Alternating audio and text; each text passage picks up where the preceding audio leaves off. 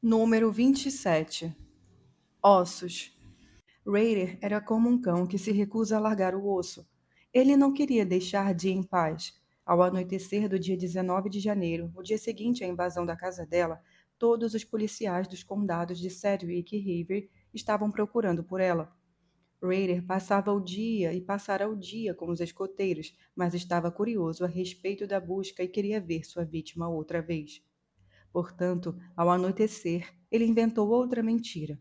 Estou com dor de cabeça. Pegou o carro e foi à cidadezinha de Sedgwick, supostamente para comprar aspirina em uma loja de conveniência. Mas, na verdade, era para ver se conseguia descobrir alguma coisa sobre a investigação. Dirigiu pela I-135 até uma parada de descanso na fronteira do condado de Sedgwick. Entrou no banheiro e começou a trocar os trajes que estava usando por roupas escuras. Um policial rodoviário do Kansas entrou, olhou feio para ele e perguntou o que estava fazendo.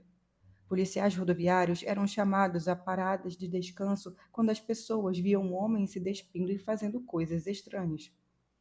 O BTK seminu contou uma versão parcial da verdade. Faço parte da tropa dos escoteiros. Estou vestindo minhas roupas de escoteiro para ir ao encontro dos caçadores. Se o policial tivesse ou pedisse para revistar seu carro, ele estaria em sérios apuros. Alguns dos pertences de Dee estavam lá dentro. Para seu alívio, o homem foi embora. Raider acabou de se vestir, dirigiu pela neblina, encostou o corpo de Dee e tirou todas as fotos dela. Os seios tinham murchado, nada sensual, pensou, mas tirou fotos mesmo assim. Tinha levado uma coisa para embelezá-la, a máscara feita de plástico resistente, na qual ele pintara lábios vermelhos, cílios e sobrancelhas pretas. Deixou a máscara por perto para impressionar a polícia. Assim que voltou para casa depois do encontro com o filho, escreveu em seu diário o quanto gostara de matar de vê-la implorando. Ele guardou seus troféus, a carteira de motorista e o cartão do seguro social de Dee, recortes de reportagens publicadas pelo Eagle após o assassinato. Alguns desses textos apontavam as semelhanças entre o assassinato de Dee e as mortes de Marnie Head, do Zoteiro e das outras vítimas do BTK. Raider sentia a falta de sua máscara. Ele a usara uma série de vezes quando vestia roupas femininas e se fotografava amarrado, em poses de suplício. Costumava ir para a casa dos pais quando eles não estavam, vestia as roupas de Dee e tirava fotos de si mesmo no porão. No dia 18 de fevereiro de 91, apenas um mês após o assassinato de Dee Davis, uma pessoa que exercitava correndo por um bosque ao sul da cidadezinha de Belly Plain, no Kansas, encontrou um crânio por baixo de algumas folhas. Belly Plain fica a 30 minutos ao sul de Wichita. A polícia da cidade enviou sua equipe do laboratório criminalístico, que incluía Lander. Os veículos de comunicação foram notificados. No Eagle, Bill se virou para Hurst Leviana, seu colega de cobertura policial. Deus, espero que isso não seja o que eu acho que é, comentou ele. O que você acha que é? Perguntou Leviana. Nancy Showmaker. Leviana também torceu que ele estivesse errado. Nancy tinha 9 anos de idade. Os detetives não demoraram a descobrir que o crânio era de Nancy. Ela desaparecera em julho do ano anterior enquanto ia ao posto de gasolina de Wichita para comprar um remédio para acalmar o estômago do irmãozinho. Seu sumiço desencadeou encontros de corações, buscas e uma das piores ondas de pânico na comunidade em muitos anos. A polícia de Wichita montou um esquadrão investigativo. Dentre os detetives de outras áreas cedidos à prefeitura e ao Departamento dos Direitos da Criança e do Adolescente do condado estava Clint Snyder, um investigador de invasões e domicílios, um homem esguio e obstinado perto da casa dos 30 anos, que crescera em uma fazenda de criação de rebanhos perto de Burden, a sudeste de Wichita.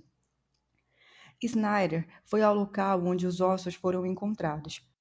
Dentre as pessoas com quem ele conversou estava o tenente do laboratório de criminalística, Lander. O detetive ficou com vontade de conhecê-lo melhor. Paul Dodson, à época do cargo de tenente responsável pela unidade de homicídios do Departamento de Polícia, continuava obcecado pelo BTK. 2 meses depois do assassinato de Davis, em março de 91, convocou uma reunião com Sam Hudson e outros investigadores do Departamento de Polícia do Condado de Sedgwick, cientistas comportamentais do FBI e Lander. O objetivo era reexaminar um conjunto não apenas o homicídio de Davis, mas todos os casos de assassinato não solucionados na cidade e no condado. Os investigadores compararam arquivos e opiniões. Os especialistas do FBI destacaram que, nos assassinatos de Park City, os corpos tinham sido transportados. Disseram que assassinos em série não costumam fazer isso. Além disso, esse não era o estilo do BTK. Para a decepção de Dodson, a reunião terminou de maneira inconclusiva. Mais uma vez, os detetives do caso BTK tentaram enxergar ligações entre os assassinatos e concluíram: talvez sim, talvez não. Lander e Dodson tinham investigado o BTK durante 7 anos. A convicção com que Lander falava em capturá-lo algum dia não fazia diferença. Dodson sentia apenas decepção e dúvida. Certo dia, Snyder e o pessoal do laboratório de criminalística examinaram um carro que pertencia a um homem que a polícia estava investigando como possível suspeito do caso Showmaker. Na ocasião, o detetive pôde conhecer Lander um pouco melhor e ele aprendeu muitas coisas. Os dois conversaram sobre o que poderia ser feito para fazer progressos em relação ao caso. Lander fumou um cigarro depois do outro, fez piadinhas e deu sugestões úteis, complementando uma ciência forense à sabedoria que os detetives tinham das ruas. Apesar de competentíssimo, Lander era despretensioso, até mesmo humilde. Nem todos no alto comando tinham essa postura. Lander parecia amigável, solidário e interessado nas pessoas. Também demonstrava amar o que fazia. E isso chamou a atenção de Snyder, que queria continuar a evoluir como detetive e estava profundamente abalado com o caso Showmaker. Ele estava interessado como investigadores que trabalhavam com homicídios em tempo integral lidavam com as emoções enquanto cumpriam sua função. Depois do trabalho, Snyder voltava para casa e passava algum tempo com a filha, Heidi. Então, com apenas 18 meses, enquanto brincavam, ele se perguntava como o showmaker aprendeu a lidar com a maneira como Nancy morrera. Snyder também queria saber como os policiais conseguiram aprender a lidar com isso, em especial considerando as limitações de seus respectivos departamentos. O assassinato de Nancy o deixara horrorizado. Ele não era capaz de imaginar nenhum trabalho mais valoroso do que encontrar quem matara a menina. Mas seus chefes na área de investigações de invasões a domicílios o pressionavam para voltar a trabalhar em casos de crimes contra o patrimônio, embora o caso de Nancy permanecesse sem solução. Ele se perguntou que tipo de monstro era capaz de torturar e matar uma criança. Como tantos outros detetives, Snyder era obrigado a aprender sozinho como controlar a própria raiva. Por isso, passava bastante tempo conversando sobre o assunto com a esposa, Tammy, com amigos e com Deus. Poucos meses depois que o corpo de Nancy ser encontrado, os detetives conseguiram uma pista com um homem de Wichita que, por coincidência, no passado, alugara um imóvel do qual era proprietário para uma das vítimas do BTK, Catherine Bright. A informação passada por ele levou os policiais a um homem chamado Doyle Lane, que já estava sendo investigado por outro assassinato no Texas. Apurando a história ainda mais a fundo, chegaram a um conhecido de Lane, um homem com deficiência mental chamado Donald Waker. Snyder e um outro detetive conseguiram fazê-lo confessar que vira Lane estuprar, espancar, chicotear e estrangular Nancy. Waker contou que ela chutou os agressores, exigiu ser libertada e lutou até o fim. Um dos assassinatos mais tristes da história de Wichita foi resolvido. Snyder voltou a investigar casos de invasões de domicílios, grato pelo que tinha aprendido. Snyder ainda não sabia, mas Lander ficara impressionado com seu trabalho. Acreditava que Snyder seria um ótimo parceiro para ele um dia. Maio de 1991. Número 28. Pequeno Hitler. 4 meses depois do assassinato de Dee Davis, a prefeitura de Park City contratou um novo fiscal para recolher cachorros de rua e fazer valer as leis de zoneamento. O currículo de Dennis Rader chamou a atenção dos representantes do Conselho Distrital por diversos motivos. Ele era um antigo empregado da ADT com boas referências.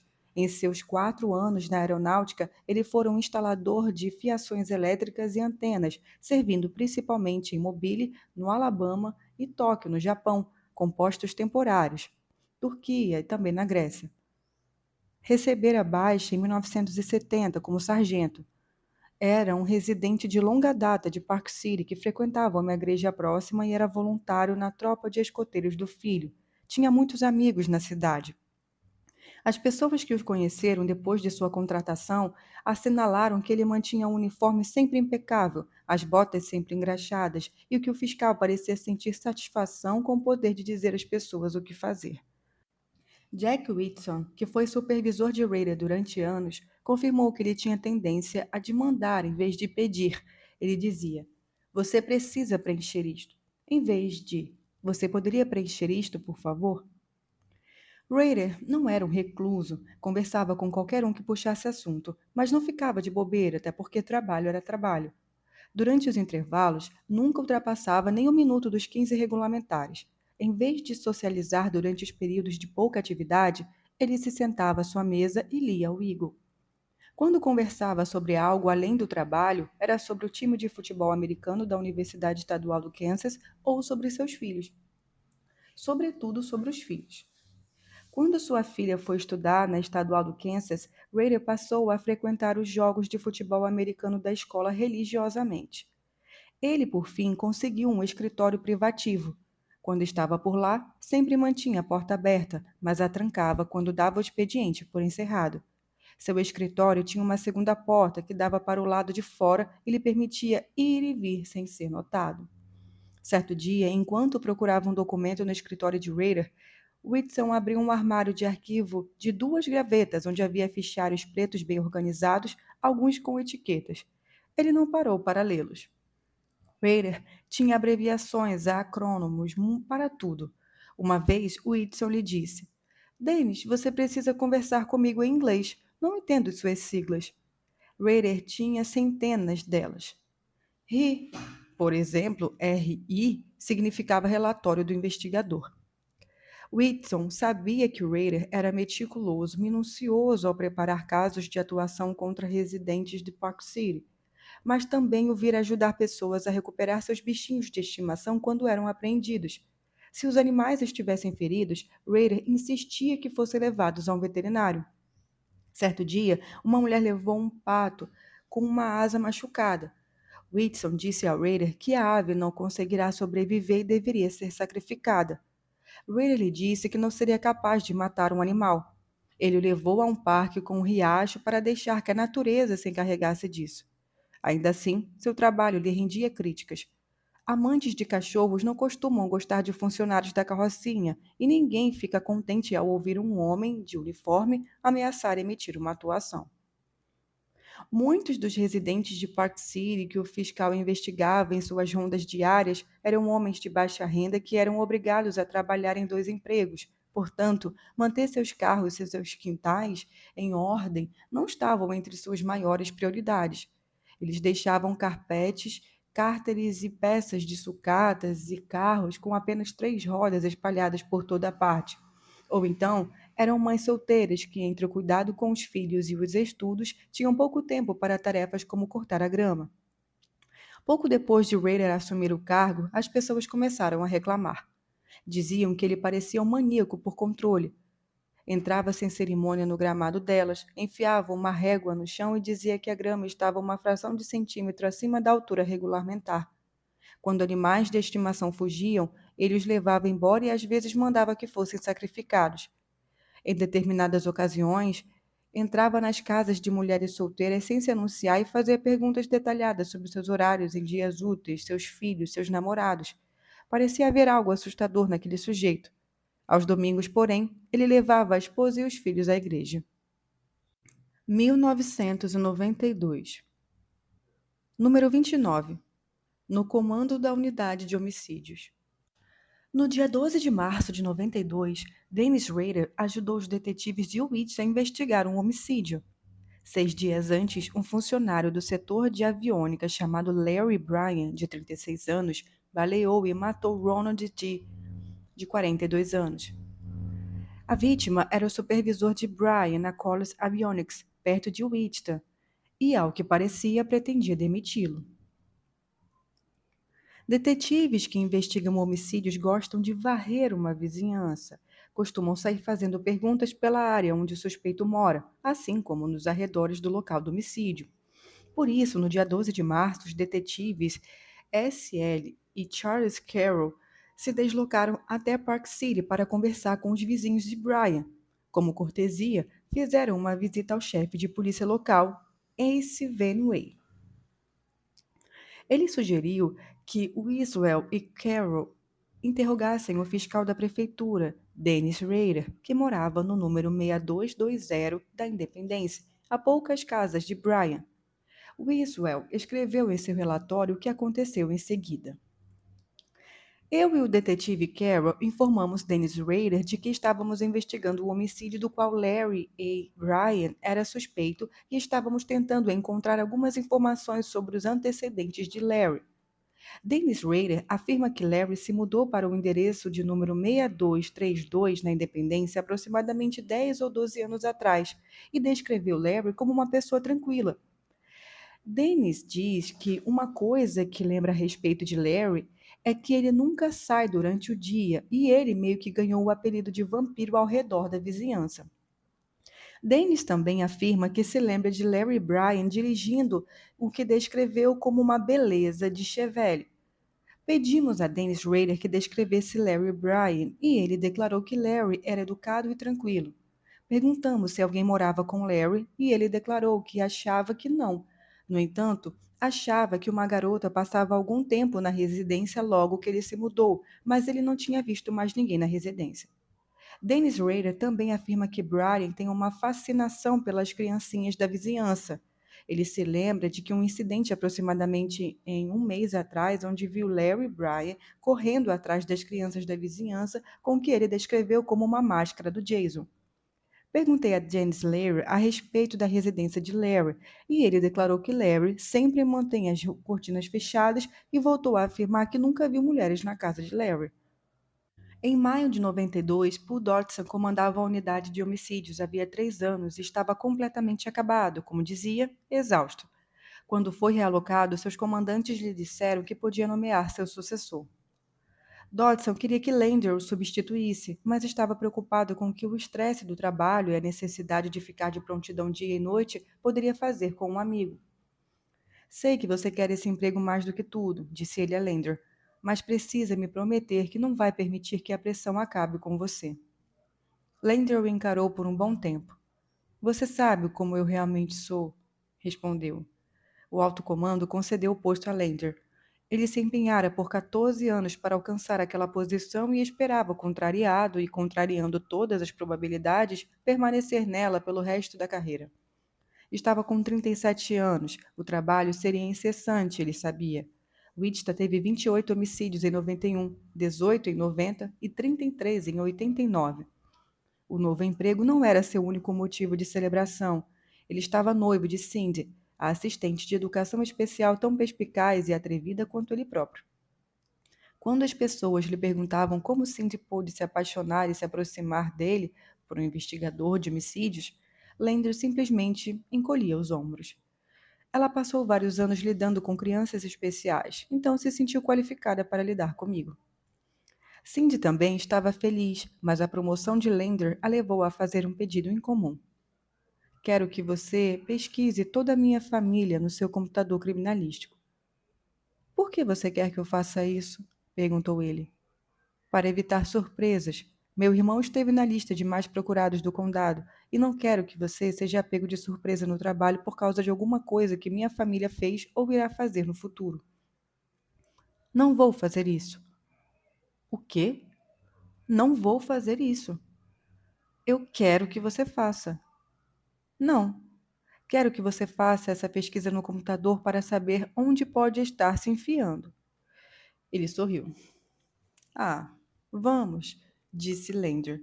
Eu nunca faria isso com a sua família. Besteira, Kenny. Eu sei que você já fez isso. Você não é burro, então só estou dizendo para que você saiba que, por mim, tudo bem. Mas eu não fiz nada disso. Você está mentindo. Não, garantiu ele. Estou dizendo, eu nunca faria isso com a sua família. Seu mentiroso desgraçado. Ele sorriu. 5 meses depois de Lander assumir a unidade de homicídios, policiais em um estacionamento perto da 21st com a Emden entraram em confronto com um suspeito de tentar matar a esposa.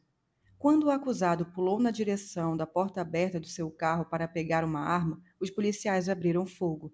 O médico legista mais tarde concluiu que o homem acabara disparando contra si mesmo no instante em que os policiais atiraram nele.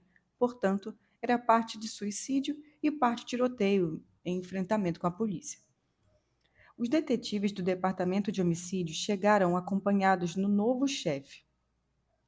Lander decidira que na maior parte do tempo deveria ser um chefe que delegaria tarefas, cuja função seria designar investigadores para um caso, depois apoiá-los com conselhos e recursos materiais. A não ser que eles pisassem na bola, Lander ficaria fora do caminho. Mas decidira também que visitaria pessoalmente as cenas dos crimes, não apenas porque poderia ser mostrar útil, mas porque tinha ciência de suas fraquezas. Havia ocupantes de cargos de chefia que eram capazes de olhar as fotografias de uma cena de homicídio e reconstruir a coisa toda na mente. Mas ele não conseguia fazer isso. Sou uma pessoa mais 3D, justificava. Tenho eu mesmo de ver tudo em dimensões inteiras. Os detetives gostavam dele, o chefe os deixava fazer seu trabalho em paz. Não tinha um ego enorme, não dizia eu comando a unidade de homicídios, nem sequer se referia a si mesmo como tenente. Quando ligava para as pessoas, se apresentava apenas como policial. Lander chegou a 21st com a Emdo e começou a perambular pelo outro lado da fita amarela da polícia, usada para evitar que os repórteres se aproximassem das provas. Rusty Leviana, da Eagle, viu isso como uma oportunidade. Passara 8 anos cobrindo histórias de crime e queria transformar o novo chefe da unidade de homicídios em uma fonte, ganhar sua confiança. Como sempre, Landry estava vestido com um terno e uma camisa branca imaculada. Existem hábitos que o departamento de polícia incutem nos investigadores sobre roupas e cuidados pessoais. O detetive de homicídios teve de barbear bem, usar terno e gravata e não poder sorrir nem fazer piadas em uma cena de crime. Se as câmeras dos noticiários capturassem algum sorriso, as emissoras de TV podem repassar a gravação repetidas vezes e fazer com que ele ou ela pareça indiferente. Naquele dia, após uma breve apuração no local, o pessoal da televisão guardou os equipamentos e foi embora. Lander ainda caminhava pelo estacionamento. Olhou para uma parede de tijolos de um prédio ali perto.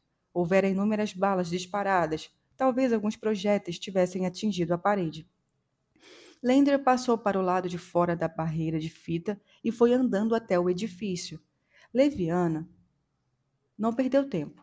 Parou a poucos metros de onde Lander fitava da parede. O repórter, geralmente um homem taciturno, decidiu fazer uma piada. Ele fingiu dar uma espiada pelo canto do prédio. Ei, disse para Lander, você já deu uma olhada nesse outro morto aqui? Lander riu. Uma importante amizade começava. 1993. Número 30. Um ano de mudanças. Lander, ferramenteiro aposentado da empresa de aviação Big Traffic, morreu aos 73 anos no dia 24 de janeiro de 93. Paul Dodson nunca vira Kenny Lander tão abalado. Lee fizera ao filho se interessar por leitura, comprando livros sobre o detetive Sherlock Holmes. Juntos tinham trabalhado nos carros da família na entrada da garagem. Kenny não era um bom em reparos, mas entregava chaves inglesas para o pai para que pudesse aprender com ele e compartilhar impressões sobre as notícias do dia. Depois da morte de Lee, Kenny ia até a casa da mãe e trabalhava no jardim. Lander odiava a jardinagem, mas era o jardim do lugar onde crescera e precisava ser bem cuidado. Algumas semanas depois da morte de seu pai, o departamento de polícia enviou a Lander para um treinamento de uma semana oferecido pelo FBI em Quantico, na Virgínia. O tema era vitimologia indireta. O fato de os agentes da polícia, incluindo os detetives de homicídios, costumarem magoar a si mesmos por não saberem lidar de modo apropriado com a empatia que sentiam pelas vítimas dos crimes. O que Lander aprendeu lhe deu muito o que pensar, e foi um golpe de sorte o curso acontecer logo depois da morte de seu pai. Kenny estava se afogando em tristeza, o que ouviu enquanto lhe permitiu a voltar à tona.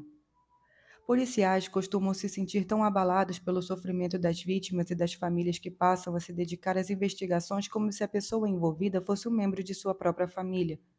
Era assim que Landry se sentia desde que entrara para o departamento de polícia.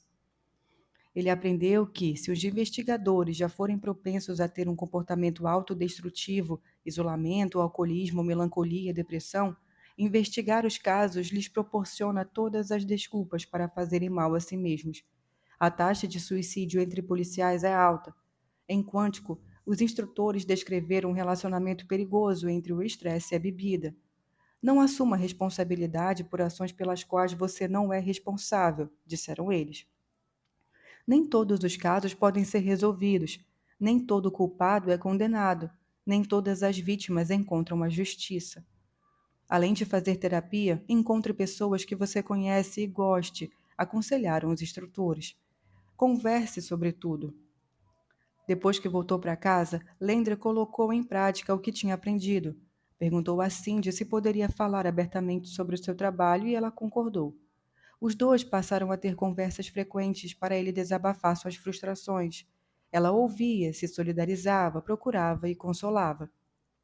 Casar-se com ela, Lendl disse várias vezes mais tarde, foi a melhor coisa que já tinha acontecido com ele. Você acha que consegue lidar com tudo sozinho, mas não consegue. Lender passara grande parte da vida caindo na noite. Essa tendência passou a diminuir. Ainda queria chefiar a unidade de homicídios por muitos anos e viu que a bebedeira não estava levando para um bom caminho. Eu só decidi amadurecer. Logo depois de se mudar para Park City, em 93, Jen Elliott comprou uma filhote de cão de caça e a ensinou a brincar de ir buscar os brinquedos que ela jogava. Jessie era mansa e não incomodava ninguém. Mas em dias de tempestade, com medo, Jessie escalava a cerca de arame de 3 metros de altura da casa de Elliot ou escapava da coleira. Rader, o fiscal da prefeitura, a capturou 3 vezes e mandou Elliot dar um jeito naquilo. Caso contrário, haveria problemas. Rader foi arrogante ao informar Elliot que ele deveria pagar uma multa de $250 para a prefeitura. Eu não tenho todo esse dinheiro, protestou Elliot. Então vou ter que mandar sacrificar seu cachorro, respondeu Rader, e foi o que fez. Elliot ficou tão transtornado que se mudou para longe de Park City, mas algo o deixou intrigado. Ele ouvira histórias parecidas a respeito de Rader de outras pessoas, mas também escutara coisas boas sobre o fiscal. Alguns anos antes, sua mãe, Thelma Elliot, tivera como vizinha da frente uma pessoa que ela descrevera como uma garota maravilhosa, Paula Dietz, que era casada com Rader.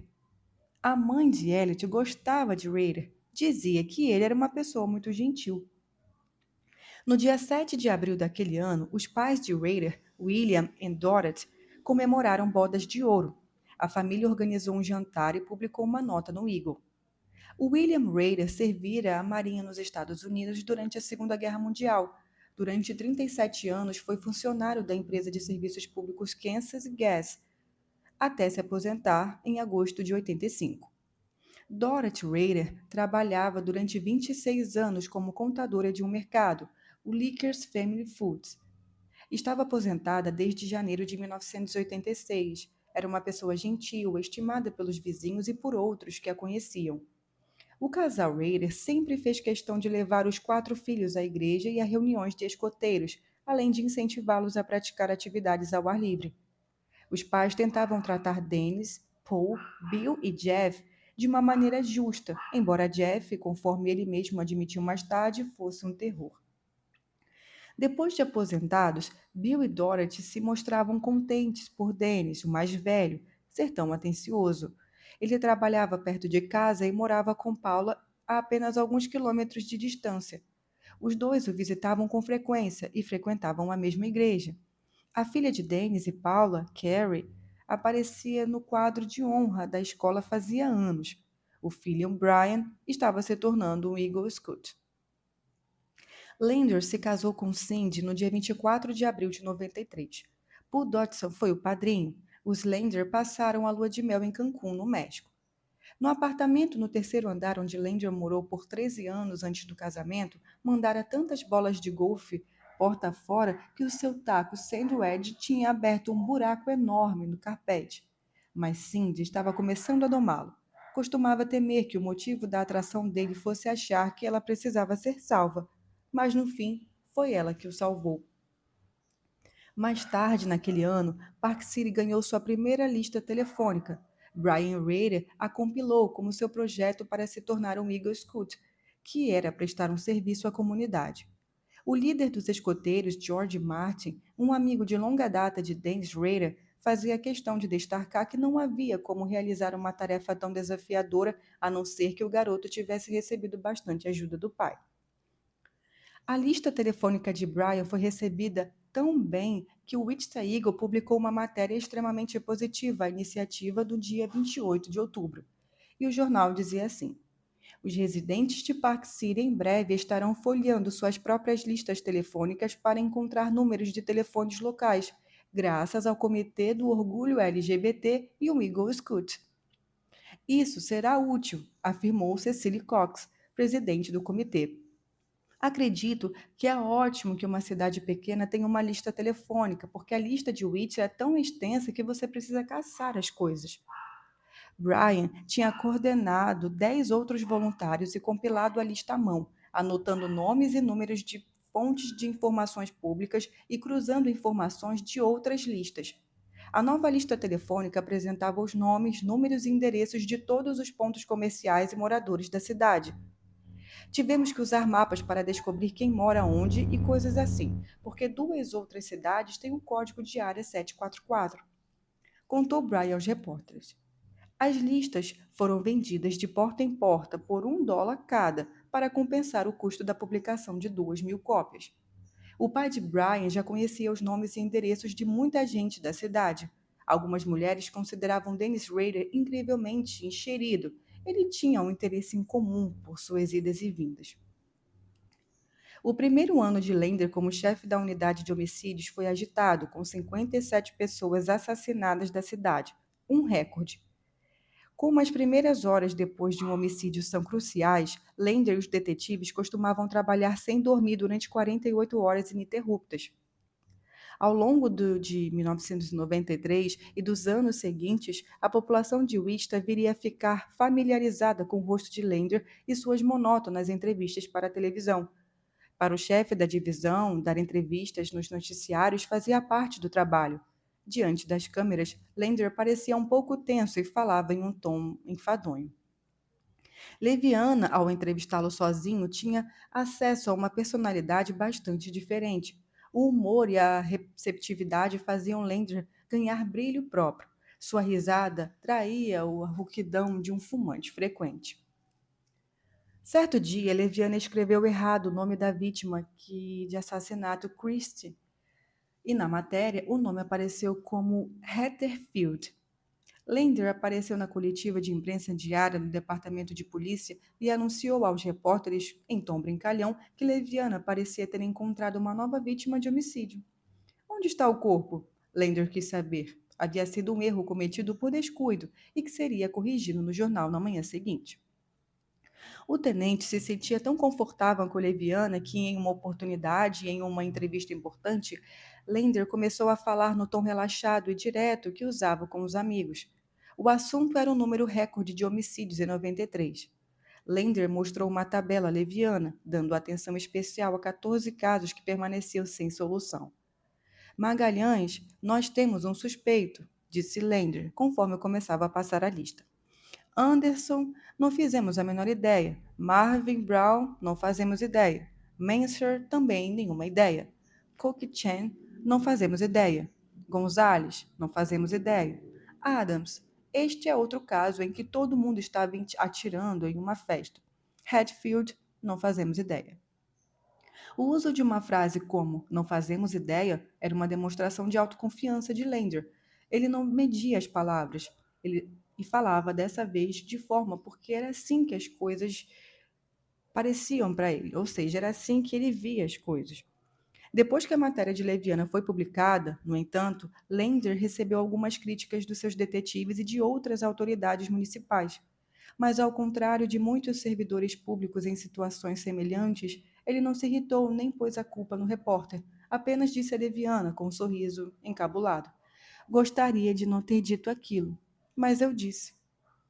Em 93, alguns policiais de Wichita tiveram um encontro estranho com o fiscal da prefeitura de Park City. Foi uma história que Tim Health e seus amigos recontariam diversas vezes. Um dos motivos para Health querer se juntar à polícia foi ter sido preso quando ainda era adolescente, em 79. Estava disparando uma espingarda de ar comprimido que ele modificara para emitir um grande estrondo. Dois policiais, Darryl e o futuro caça-fantasmas Paul Holmes, o jogaram de cara no chão e o algemaram, em parte para assustá-lo e afastá-lo de uma vida criminosa. Essa prisão e a reavaliação que fez da vida mais tarde levaram Health ao entrar para a academia de polícia. Como Lander e Dana, Health foi o primeiro da turma na academia. Católico devoto com uma natureza social e meticulosa, se juntou à unidade de homicídios em dezembro de 91, alguns meses antes de Lander assumir o comando. Em 91, tinha muitos amigos na polícia, entre eles os agentes que no passado o tinham prendido, e Joseph Spear, um policial de cabelos compridos que atuava à paisana e que Health conhecera quando ambos trabalhavam patrulhando as ruas. Em outubro de 93, Spear precisava trocar o telhado de sua casa em Park City, então pediu a ajuda de Health e de outros 20 policiais. Foi um serviço suarento e desagradável, mas para o fim do dia, alguns policiais notaram um homem de uniforme parado diante da casa de Spear tirando fotos polaroides. Parem um pouco, pediu Spear. Ele desceu do telhado. Ralph observou enquanto Spear confrontava um homem que estava em pé ao lado de uma picape da prefeitura de Park City. O homem falou com Spear de um modo frio e oficial sobre a necessidade de um alvará de trabalho. Spear retrucou e argumentou. Ralph achou graça da coisa. Esse cara deve ser bastante abusado, pensou. Nenhum dos homens estava fardado, mas com seus cortes de cabelo e o jargão policial que Spear usava, além do modo como todos o encaravam, Ralph achou que deveria ser óbvio para o fiscal que havia um bando de policiais empoleirados no telhado. Mas o fiscal da prefeitura de Park City insistiu que Spear precisava de um alvará. Não foi embora até o policial prometer providenciar a papelada. Os amigos de Spear acharam um sujeito arrogante, mas tiraram sarro do colega por ter recebido um sermão de um sujeito usando uniforme e citando regulamentos ao pé da letra. A frieza no trato demonstrada pelo sujeito chamou a atenção dos policiais de tal maneira que eles se lembrariam disso por muito tempo. 1994 a 1997. Número 31. O BTK vira antiguidade. No dia 15 de janeiro de 1994, o Eagle publicou uma matéria de Bill para relembrar os assassinatos na família Otero, ocorridos exatos 20 anos antes. Bill sabia que precisava escrevê-lo como se muitos dos leitores do jornal nunca tivessem ouvido falar do BTK. A história já havia esfriado fazia tempo. Muitos leitores não tinham conhecimento dos crimes e outros perderam o interesse conforme seus temores se dissiparam.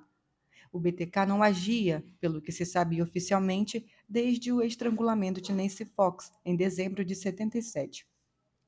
Alguns policiais achavam que o assassino poderia estar morto ou na prisão por outros crimes. Portanto, quando Bill escreveu a história, grande parte do texto era baseado em informações de arquivo.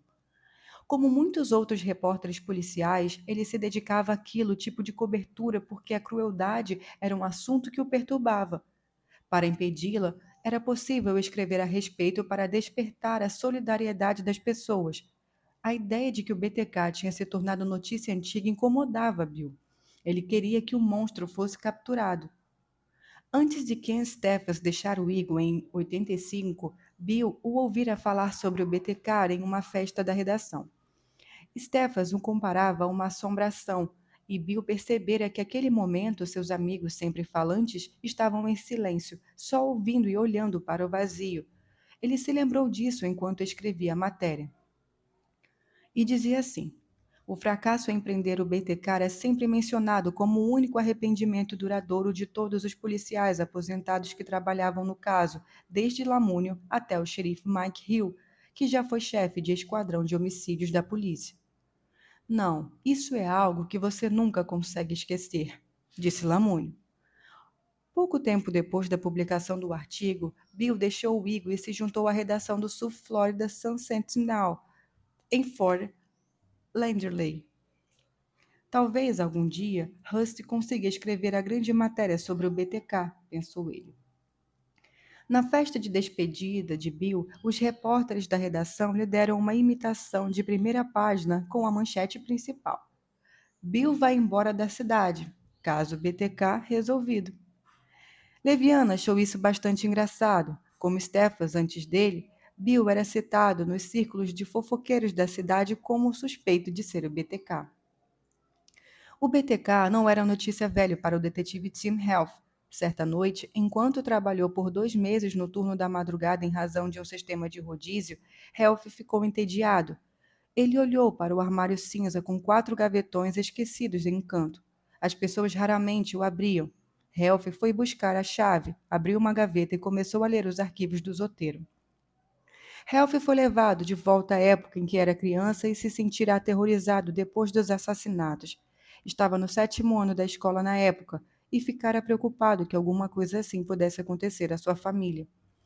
Enquanto cumpria seu plantão na sala de investigações, ficou lendo os artigos antigos por um longo tempo. No dia seguinte, Ralph foi almoçar com Lander e o surpreendeu ao dizer que queria estudar os arquivos do BTK. Lander o alfinetou. O que você está fazendo, Ralph? Como assim? Está tentando roubar o meu emprego, porra? Não. Não, não, não, seu desgraçado. Você está tentando roubar o meu emprego, que eu sei. Não estou, não. Só quero entender o caso. Lander parou com as provocações e ficou pensativo. Na verdade, andei refletindo e concluí que preciso de outra pessoa para estudar o BTK, caso eu saia algum dia, informou ele. Você está falando sério sobre querer saber mais a respeito? Sim. Lander começou a orientá-lo nos horários de almoço e nos dias que seguiram. O tenente falava tão rápido e com tanto entusiasmo que às vezes perdia o fio da meada. Ralph prestava atenção, fascinado. Como Ralph descreveu mais tarde, Lander deu uma aula mestra sobre como caçar o BTK e como se tornar um grande detetive. Nem todos os detetives de Lander gostavam dele logo de cara. Alguns acreditavam que a parte burocrática do trabalho da chefia entediava Lander e que ele era melhor como investigador do que como administrador.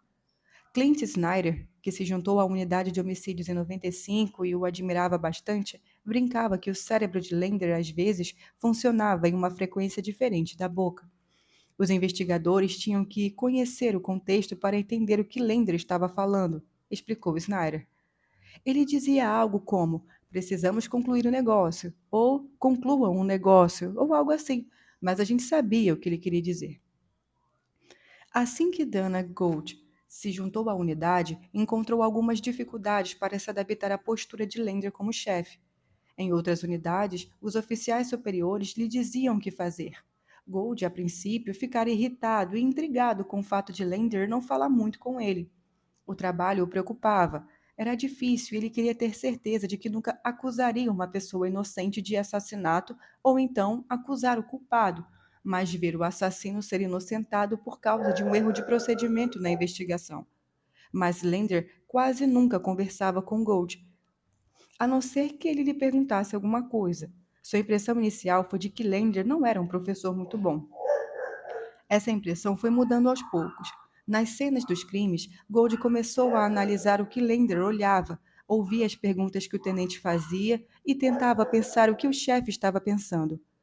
Gold percebeu que, observando Lander, ele aprendia bastante. A avaliação do próprio Lander sobre seu método de treinamento era curta e grossa. A única coisa que não posso passar para ninguém são pontos de QI. Ou a pessoa tem a inteligência para trabalhar na unidade, ou não tem. Todos os detetives reparavam na memória de Lander. Os investigadores em geral precisavam estudar os casos.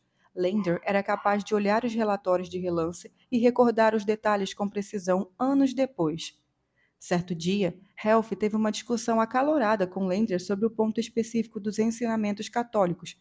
A quarta-feira de cinzas é um dia sagrado de observação religiosa? Helf, um conhecedor do catolicismo, disse que sim. Lender, um católico não praticante, disse: não é não. Eles pesquisaram. Lender estava certo. Não fico chateado por você ter um conhecimento maior sobre a ciência forense do que eu, disse Health, mas fico puto por você saber mais sobre os ensinamentos da igreja. De certo modo, a postura dos detetives e até mesmo seu senso de humor se transformaram no reflexo de seu chefe. Eles alfinetavam uns aos outros e até a Lender, algumas vezes de maneira cruel. Usavam palavrões em conversas casuais, até mesmo Health, que fazia tanta questão de afirmar suas convicções religiosas. Eles tinham um rato de plástico que costumavam colocar sobre a mesa do detetive designado a tomar a dianteira no homicídio seguinte. Deram continuidade a uma tradição da época de Dodson, que às vezes ligar para o investigador no meio da noite para dizer: tivemos um homicídio triplo, apenas para acordá-lo no susto. Os investigadores criaram um vínculo. O estresse do trabalho teria sido insuportável para a maioria das pessoas, mas sempre que um detetive ficava para baixo, alguém intervia com um comentário engraçadinho e amenizava o clima. Ao longo do tempo, eles se deram tanto bem e se deram tanta conta de que Lender usava o humor de maneira calculada. Helf percebeu que depois de ler seus relatórios, Lender dizia coisas engraçadas que às vezes magoavam. Lender embutia as críticas nas brincadeiras. Depois disso, Helf começou a prestar mais atenção quando Lender fazia rir. Nem toda piada que Lender fazia era engraçada de maneira intencional. Em determinada ocasião, Gold Snyder e Lender investigaram o assassinato de uma prostituta de Wichita. O assassino tinha largado o corpo no condado de Harvey, perto de Newton. Gold e Snyder entraram na sala de interrogatório da polícia e da delegacia de Newton para investigar qual era o suspeito. Não tinham permissão para levar os revólveres para dentro, portanto, os entregaram a Lender, que andava de um lado para o outro lado de fora. Lender, que estava com a própria arma no coldre, enfiou as deles na cintura. Gold e Snyder interrogaram o sujeito e depois cada um conversou com a esposa do homem que estava, em separado. As histórias não batiam. Gold e Snyder foram até Lender e contaram isso a ele na maior animação. Lender ficou satisfeitíssimo. Eles estavam solucionando o caso. Um detetive de Newton dobrou uma esquina e viu Lender com 3 armas na cintura, esfregando o rosto com força e berrando: Meu Deus, eu amo este trabalho! O detetive achou que Lender era maluco, mas esse tipo de trabalho não era para todos. Snyder saiu em 97, trocando os horrores da investigação de homicídios pela não menos séria tarefa de prender traficantes de droga. Kelly Oates se juntou à unidade de homicídios em 97, depois de fazer a prova de qualificação para detetive por impulso. Certo dia, a tensão de mostrar um caso particularmente difícil deixou o novo investigador abalado. Ele foi até o escritório de Lender para pedir e desabafar. Estava com medo de que o caso pudesse ser feito em pedacinhos no tribunal. Frustrado, ele chutou um sofá. Não, não, não, disse Lender, sem perder a calma. Só siga o caminho, apontando pelas provas e deixe o caso falar por si só. Nunca se preocupe com qualquer outra coisa. O caso de Oates se mostrou sólido no tribunal. Lender, desde que o começo, tem essa confiança ferrenha de que sempre vamos ganhar nossos casos, contou Helf mais tarde. Ele nos faz sentir assim porque sabe como montar um caso. Eles costumavam ganhar, mas não o tempo todo. Health, certa vez, viu um homem que ele tinha investigado ser absolvido. Isso o deixou transtornado. Para seu alívio, Lender se manteve ao seu lado o tempo todo. É aqui que os detetives se perdem, contou Lender a Health no dia que conversavam sobre o BTK pela primeira vez. Eles se perdem na história de algum indivíduo. Um sujeito parece ser um bom suspeito, se você talvez tiver 12 critérios para o sujeito certo para o crime, e esse cara se encaixar em 10 desses 12, então ele parece ser um bom suspeito. E então o detetive fica enfeitiçado, corre atrás dessa história e acaba saindo pela tangente, em uma busca inútil. Porque se o DNA do cara não é compatível com o DNA do crime, esse não é o culpado. E então você tem que largá-lo de mão. Helter passou a seguir esse conselho enquanto lia sobre o BTK e trabalhava em outros casos. Como você faz para não se perder no meio de milhares de páginas de provas? Perguntou Helf. Não tente conhecer todas as provas periféricas, recomendou Lender. Só leia os arquivos do caso em si. Se concentre no essencial. Esse conselho serviria para o BTK e para todos os outros homicídios que Helf investigaria. Ele se deu conta, não sem uma pontada de orgulho, que Lender o ajudara a se tornar um detetive melhor. E se o BTK algum dia reaparecesse, Helf estaria pronto para ajudar Lender a colocá-lo atrás das grades. 1996 a 1999. Número 32. Jornalismo policial. Na casa dos Lander, em Wichita, havia uma fotografia que Cindy às vezes mostrava à família e aos amigos. A imagem mostra a parte de trás da cabeça de um homem e o bebê esticando uma mãozinha minúscula na direção do rosto dele. O rosto estava afastado da câmera, mas qualquer um familiarizado com a família reconheceria a cabeça estreita e os cabelos espessos e escuros do chefe da unidade de homicídios da polícia de Wichita. O menino nasceu em 1996. Ken Lander mergulhava de cabeça na paternidade com entusiasmo, mesmo antes de se tornar pai. Cindy trabalhara com crianças com necessidades especiais durante anos e convencera Lander a fazer a residência no local, um lar temporário para menores em situação de vulnerabilidade. Nos primeiros 3 anos do seu casamento, eles escolheram 10 crianças. Foi assim que encontraram o bebê que queriam adotar. Eles o batizaram de James. Cindy ficara temerosa, a maioria dos homens que quer ter filhos biológicos, mas ela não podia dar nenhum a Lander. Ele descartou suas preocupações. Isso não me incomoda nem um pouco, garantiu. Lander se tornou responsável por moldar a vida de uma criança e logo viu que o menino também estava moldando a sua. O beberrão, que parecia sinônimo de encrenca, passou a ficar em casa trocando fraldas. Naquele mesmo ano, Bill, que na época trabalhava no jornal Sun Sentinel na Flórida, ouviu falar que um colega repórter estava indo para o Wichita Eagle. Bill o encontrou para um café. Roy, natural do Kansas, estava ansioso por se mudar de volta para a terra natal. No Eagle, Roy se juntaria à equipe de cobertura policial do diário, o antigo grupo de Will, que ficou contentíssimo. Ele passara 15 anos no Eagle e quase se desmanchou em lágrimas ao falar sobre Wichita, o Kansas e as pessoas das quais sentia saudade. Você vai trabalhar com Rusty Leviana, contou ele. É um repórter investigativo dos mais competentes. Wichita é um lugar muito mais seguro para criar os filhos, mais hospitaleiro e tranquilo, muito mais pacífico do que o sul da Flórida. Will garantiu a Roy. Não que seja um lugar livre da criminalidade, salientou, e é claro que existe o BTK, o grande caso que nunca foi solucionado. Algumas pessoas acham que ele está morto, avisou Will. Ou que está na prisão, mas ele e Leviana acreditavam que o BTK poderia ter apenas parado de matar. Talvez o BTK nunca venha a ser solucionado, concluiu. Roy parecia confuso. Bill, disse ele, o que é um BTK? Um ano depois, no Eagle, Leviana contou a Roy a história completa. A redação estava vazia, já era noite, e Leviana a narrou como se fosse uma história de assombração, explicando que o assassino não se apressava ao estrangular as pessoas, dava vazão a perversões sexuais. Há um arquivo antigo em uma gaveta aqui, disse Leviana. Lá tem uma cópia da primeira mensagem do BTK. Ele gesticulou com a mão para a redação, uma sala com mais de uma centena de mesas. Se algum dia ele realmente reaparecer, você vai ver um monte de gente sair por aquela porta com blocos de anotações nas mãos. Porque é isso que vamos fazer para cobrir essa história. Vai ser uma coisa grandiosa, como o início da Segunda Guerra Mundial.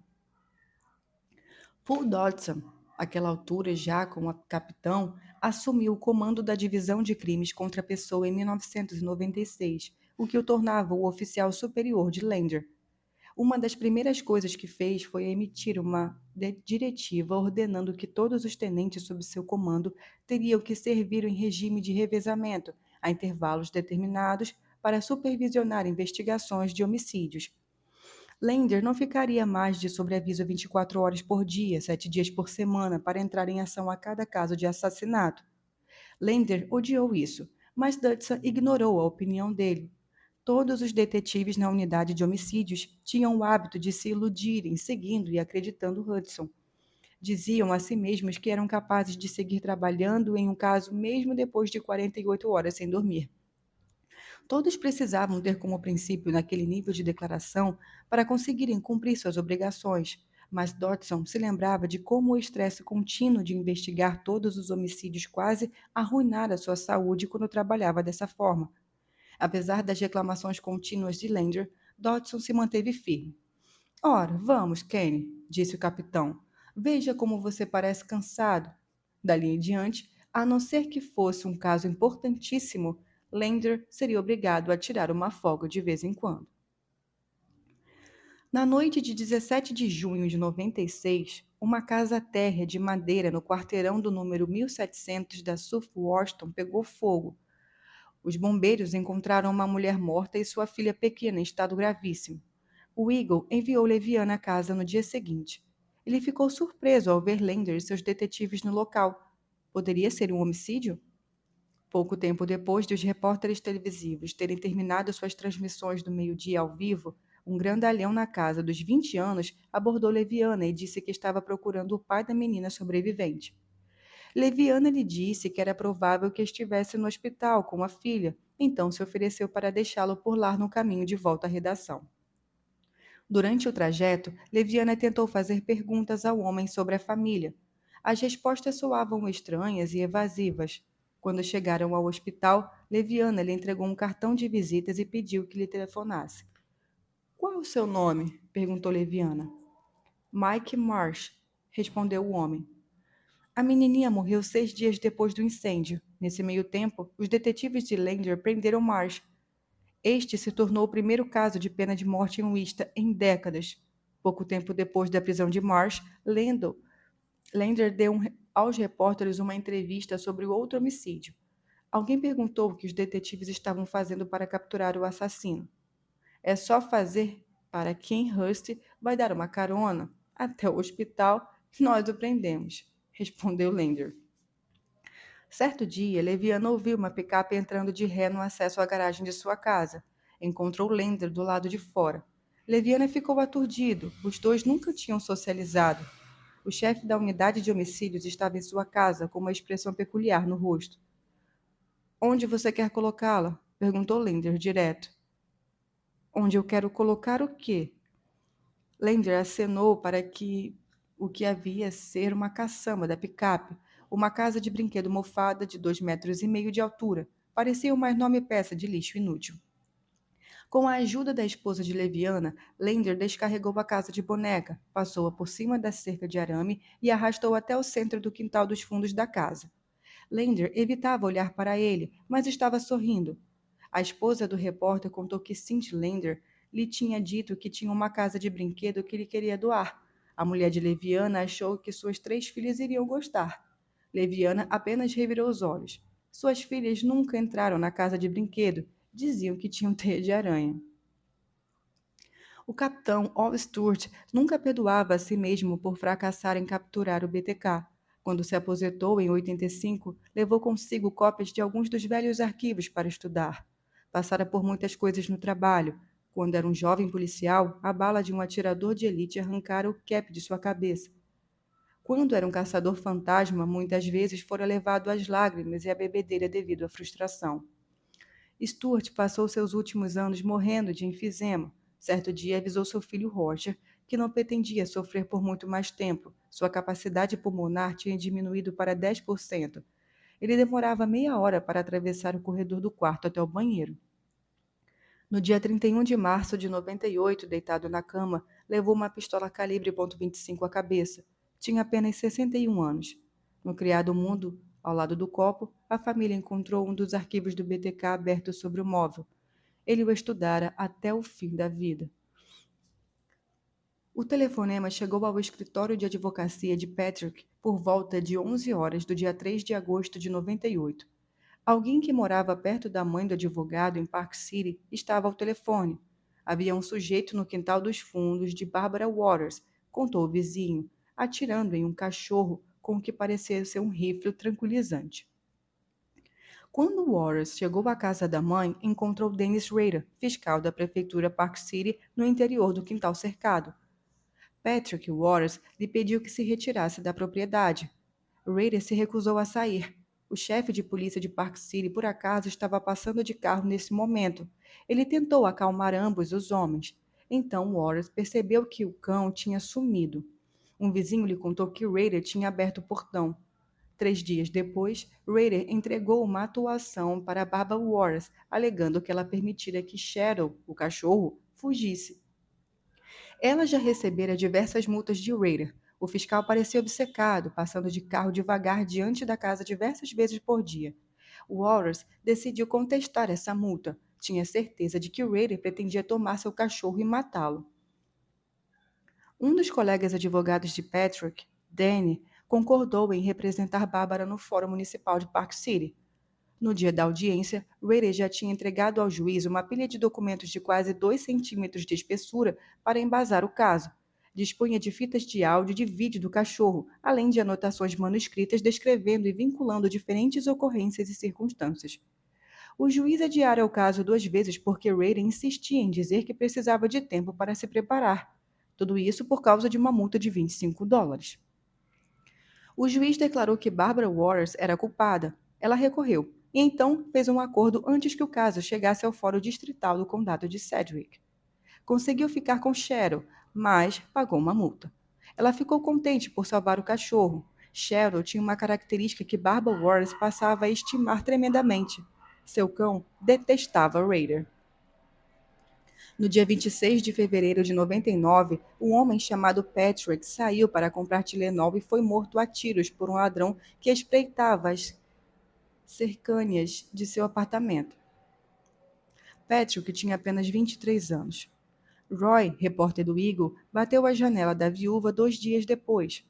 Erica o deixou entrar e conversou sem perder a calma sobre Patrick por alguns minutos. Mas então o menininho saiu de um cômodo próximo. Seu nome era Ivan Alexander. Tinha 2 anos. Ele subiu no colo da mãe com um olhar questionador. Papai? Perguntou ele.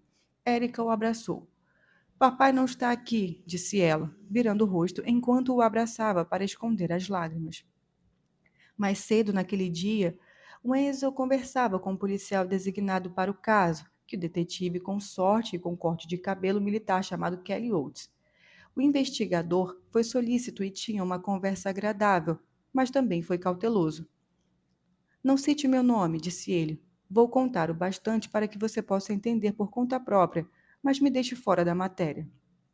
Roy concordou. Enquanto saía para ver os outros, Oates lhe lançou um olhar severo. Trate bem aquelas pessoas quando conversar com elas, ele avisou. Seu tom de voz deixava claro que não se tratava de um pedido.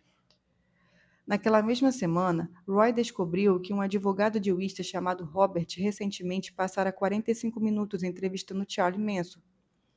O clã hippie de Manson tinha assassinado uma estrela de cinema e diversas outras pessoas na Califórnia em 69, durante as décadas seguintes. E Manson se tornou o assassino mais notório da história dos Estados Unidos. Beatty entregou a Wenzel uma transcrição da entrevista com Manson. Apesar da fama que carregava, segundo Beatty, qualquer leitor da transcrição veria a pessoa enfadonha que Manson era. A mídia transformara Manson na personificação do mal, mas em uma conversa tete-a-tete era uma figura tediosa. Beatty entrevistara Manson para organizar uma situação de julgamento a ser executada por seus alunos universitários. Na Universidade Newman, em Worcester, Beatty ensinou aos estudantes do segundo ano a respeito dos júris. Os cidadãos precisavam ter conhecimento da função de jurado antes de realizá-la, explicou o professor. Ele queria realizar entrevistas parecidas envolvendo outros casos. O atentado a bombas de Oklahoma City, talvez o BTK. Quando mencionaram o BTK para seus alunos do segundo ano, contou Beatty, a maioria ficou com cara de interrogação. Para os mais jovens, aquilo era uma história de tempos remotos, embora tivessem crescido em Wichita.